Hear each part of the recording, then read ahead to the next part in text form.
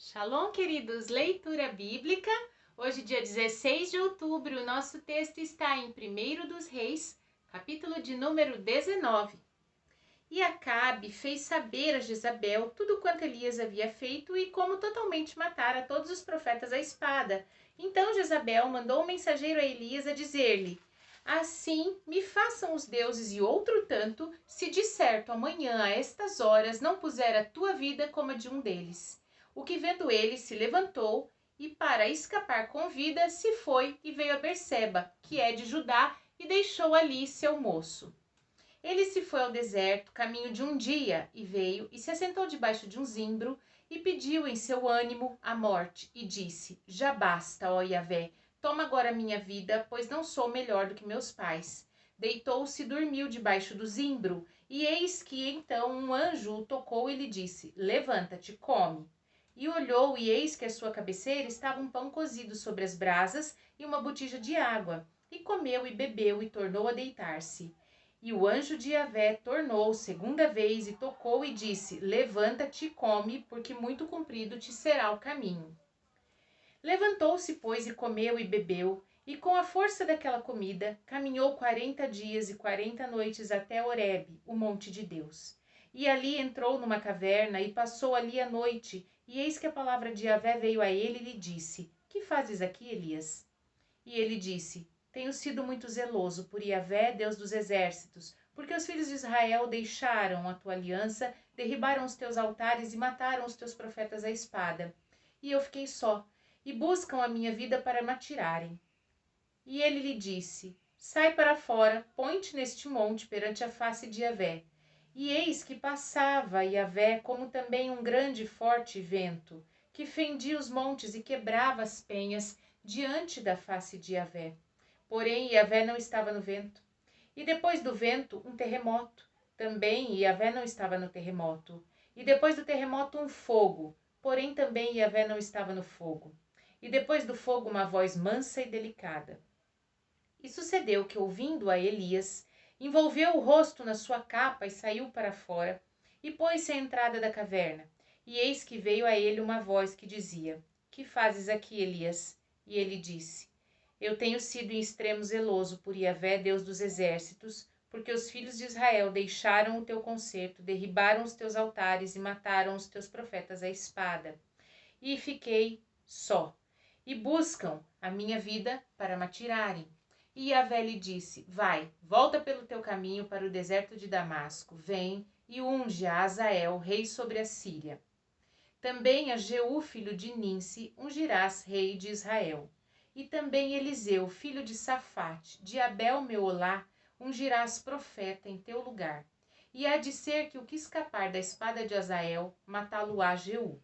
E o que escapar da espada de Jeú, matá-lo-á Eliseu. Também eu fiz ficar em Israel 7.000, todos os joelhos que não dobraram a Baal e toda a boca que não o beijou. Partiu, pois, Elias dali e achou a Eliseu, filho de Safate, que andava lavrando com 12 juntas de bois adiante dele. E ele estava com a 12ª. Elias passou por ele e lançou a capa sobre ele. Então deixou ele os bois, correu após Elias e disse: deixa-me beijar a meu pai e minha mãe, e então te seguirei. E ele lhe disse: vai e volta, porque que tenho eu te feito? Voltou, pois, e de atrás dele, tomou uma junta de bois, os matou, e os aparelhos dos bois usou, cozendo as carnes, e as deu ao povo, e comeram. Então se levantou e seguiu a Elias e o servia.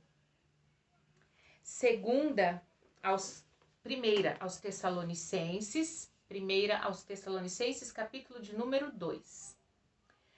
Porque vós, irmãos, bem sabeis que a nossa entrada para convosco não foi vã, mas havendo primeiro padecido e sido agravado em Filipos, como sabeis, tornamo-nos ousados em nosso Deus, para vos falar o evangelho de Deus com grande combate. Porque a nossa exortação não foi com engano, nem com imundícia, nem com fraudulência, mas como fomos aprovados de Deus para que o evangelho nos fosse confiado, assim falamos. Não como para agradar aos homens, mas a Deus, que prova o nosso coração. Porque, como bem sabeis, nunca usamos de palavras lisonjeiras, nem houve um pretexto de avareza. Deus é testemunha. Não buscamos glória dos homens, nem de vós, nem de outros, ainda que podíamos, como apóstolos de Cristo, ser-vos pesados. Antes, fomos brandos em vós, como a ama que cria filhos. Assim nós, sendo-vos tão afeiçoados, de boa vontade quiséramos comunicar-vos, não somente o Evangelho de Deus, mas ainda a nossa própria alma, porquanto nos éreis muito queridos. Porque bem vos lembrais, irmãos, do vosso trabalho e fadiga, pois trabalhando noite e dia, para não sermos pesados a nenhum de vós, vos pregamos o Evangelho de Deus. Vós e Deus sois testemunhas de quão santa, justa e irrepreensivelmente nos houvemos para convosco os crentes. Assim como bem sabeis de que modo vos exortávamos e consolávamos a cada um de vós, como o Pai a seus filhos, para que vos conduzisseis dignamente para com Deus, que vos chama para o seu reino e glória. Pelo que também damos sem cessar graças a Deus, pois havendo recebido de nós a palavra da pregação de Deus, a recebestes, não como palavra de homens, mas, segundo é na verdade, como palavra de Deus, a qual também opera em vós, os crentes. Porque vós, irmãos, haveis sido feitos imitadores das igrejas de Deus que na Judéia estão em Jesus Cristo, porquanto também padecestes de vossos próprios concidadãos o mesmo que os judeus lhes fizeram a vós, os quais também mataram o Senhor Jesus e os seus próprios profetas, e nos têm perseguido, e não agradam a Deus, e são contrários a todos os homens, e nos impedem de pregar aos gentios as palavras da salvação, a fim de encherem sempre a medida de seus pecados. Mas a ira de Deus caiu sobre eles até o fim. Nós, porém, irmãos, sendo privados de vós por um momento de tempo, de vista, não do nosso coração, tanto mais procuramos, com grande desejo, ver o vosso rosto, pelo que bem quisemos, uma e outra vez, ir ter convosco, pelo menos eu, Paulo, mas Satanás no-lo impediu, porque qual é a nossa esperança, ou gozo, ou coroa de glória? Porventura, não o sois vós também diante de nosso Senhor Jesus Cristo em sua vinda? Na verdade, vós sois a nossa glória e gozo. Hoje começaremos então o livro de Daniel, capítulo de número 1. No ano terceiro do reinado de Jeoaquim, rei de Judá, veio Nabucodonosor, rei da Babilônia, a Jerusalém e a sitiou. E o Senhor entregou nas suas mãos a Jeoaquim, rei de Judá, e uma parte dos utensílios da casa de Deus. E ele os levou para a terra de Sinar, para a casa do seu Deus, e os pôs, os utensílios de Yahvé, na casa do tesouro de seu Deus. E disse o rei a Aspenaz, chefe dos eunucos, que trouxe alguns dos filhos de Israel e da linhagem real e dos nobres, jovens em quem não houvesse defeito algum, formosos de aparência e instruídos em toda sabedoria, sábios em ciência e entendidos no conhecimento, e que tivessem habilidade para viver no palácio do rei, a fim de que fossem ensinados nas letras e na língua dos caldeus. E o rei lhes determinou a ração de cada dia, da porção do manjar do rei e do vinho que ele bebia, e que assim fossem criados por 3 anos, para que no fim deles pudessem estar diante do rei. E entre eles se achavam os filhos de Judá, Daniel, Ananias, Misael e Azarias. E o chefe dos eunucos lhes pôs outros nomes, a saber, a Daniel chamou Beltesazar, a Ananias, Sadraque, e a Misael de Mesaque, e a Azarias o chamou de Abdenego. E Daniel assentou no seu coração não se contaminar com a porção do manjar do rei, nem com o vinho que ele bebia. Portanto, pediu ao chefe dos eunucos que lhe concedesse que não se contaminasse. Ora, deu Deus a Daniel graça e misericórdia diante do chefe dos eunucos. E disse o chefe dos eunucos a Daniel: Tenho medo do meu senhor, o rei, que determinou a vossa comida e a vossa bebida, porque veria ele os vossos rostos mais tristes do que os dos jovens que são vossos iguais. Assim arriscaríeis a minha cabeça para com o rei. Então Daniel, ao despenseiro a quem o chefe dos eunucos havia constituído sobre Daniel, Ananias, Misael e Azarias, disse: experimenta, peço-te, os teus servos por 10 dias, fazendo que se nos deem legumes a comer e água a beber. Então veja diante de ti a nossa aparência e a aparência dos jovens que comem a porção do manjar do rei, e conforme vires, te hajas com teus servos. E ele conveio nisso, e os experimentou por 10 dias. E ao fim dos 10 dias, pareceram os seus semblantes melhores. Eles estavam mais gordos do que todos os jovens que comiam porção do manjar do rei.